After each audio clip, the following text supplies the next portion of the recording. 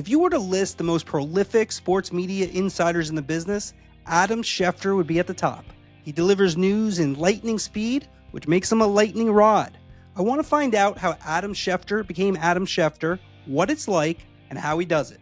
Adam, you are the main event. Appreciate you joining us, Adam. People need to know, to schedule a podcast with Adam Schefter, it's not just, hey, let's talk at 2 p.m. It's the night before. You get the text from Derek Volner, PR extraordinaire at ESPN, 4 p.m. the next day. Then in the morning, you get a text saying, can you do 11:30?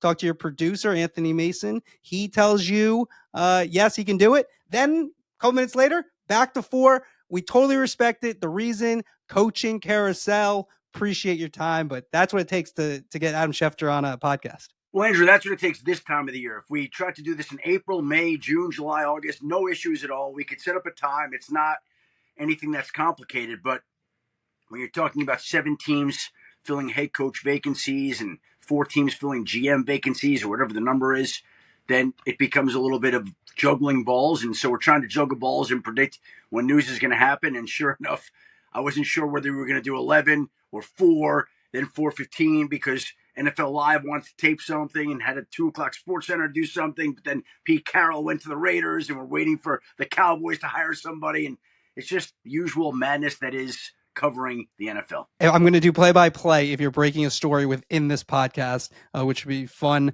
This is a good time now to look to see if anything's going on in your phone because we got to do our ad AI, Adam, which you might be familiar with and may use in your work. We're sponsored by WSC Sports. If you're a league, a team, or a network, you got to use WSC Sports Magic Crop. It takes a lot of time for editors to create vertical content that fans are used to watching on TikTok, Instagram, etc. Automatically create and publish vertical videos at scale. With WSC Sports Magic Crop, it follows the live action, so you always get a perfect piece of content every time. Just Google WSC Sports, go to the right-hand corner, press that yellow button, and tell them Marchand sent you. To listen to the full pod, subscribe at andrewmarchand.com. Adam, growing up, What does Adam Schefter want to be? What kind of athlete are you? What are you thinking about in terms of how you became Adam Schefter when you're a kid? Well, there was no thoughts of this world for Adam Schefter if we're going to use third person. And I like it. Ricky being Ricky. Adam being Adam. I've never done that, but I will just say that growing up on Belmore, Long Island, in the South Shore, I was an enormous sports fan.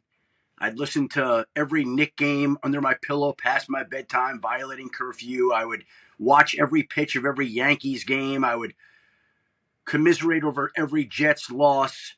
I would read and scour Newsday and the New York Times and the New York Post from front to back all the time as a child. And honestly, I do remember this. I remember coming across interesting trade information and holding it for my father for when he got home from work. And I'd be like, you're not going to believe this. The Yankees may go sign Reggie Jackson in the winter meetings. Like, I lived for that stuff, Andrew. And honestly, the thought never crossed my mind that there were real people that made a living doing this. When I went to elementary school, and it's weird how you remember these things, I had a classmate by the name of Michael Nissenson. Now, why, as a 58-year-old man, some 30 plus years removed, more than that, 40 plus years removed from high school, I would remember Michael Nissenson, and his father was named Herschel Nissenson, and Herschel Nissenson was a well-known Associated Press sports writer. Oh. And I heard that people actually did that for a living, and it was something that was so beyond my imagination that I truly never could have or would have imagined that real people do those things for a living. Like, that's not something that real people do. And my family had a 5 and dime type shop, and it was always the sense and expectation that you'd work in the 5 and dime type shop selling soaps and dishwasher fluid or whatever the heck it is, and Brillo pads. Like, that's what I always thought I was going to do. It just didn't work out that way, thankfully. And so as a kid, it sounds like baseball was a big one. Was that the main sport or no? I could recite so many great Yankee moments from my childhood. and I've lost touch with baseball and lost interest with baseball over time. With all due respect to Jeff Passan and everybody else, like I just it, it's too slow for me, and I'm too wrapped up in my own professional world to have time to give to baseball. But there were so many great Yankee moments. I remember the Monday that Bucky Dent hit the home run in 1978. It might have been on Yom Kippur, or Rosh Hashanah. My father was in my garage about to take my sister for a bicycle. I went running. Bucky Dent hit a home run. I was so excited.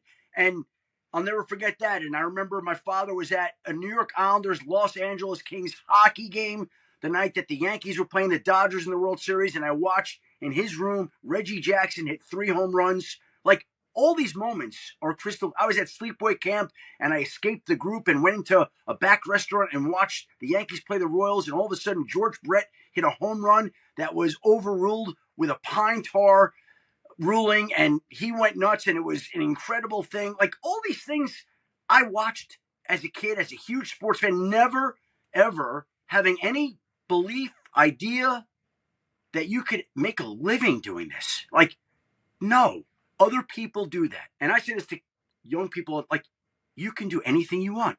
If you want to be the president of the United States, you can be that. If you want to be a general manager of a football team, you can do that. You want to be the general manager of St. Bonaventure, you could do that, right? You'll get it. You can do anything you want. It's true. But honestly, nobody ever said that to me. I just thought I was supposed to go sell sponges and soaps and water guns, and that's what I was supposed to do, but it never happened. So what I really want to get deep into is then how Adam Schefter goes from thinking he's going to work at the Five and Dime store, and then he goes to Michigan, and something happens and gets some breaks. If you want to listen to the full rest of the podcast, andrewmarchand.com, andrewmarchand.com to subscribe. So what happens? You go to Michigan and you major in what? And what are we thinking? And how does this all work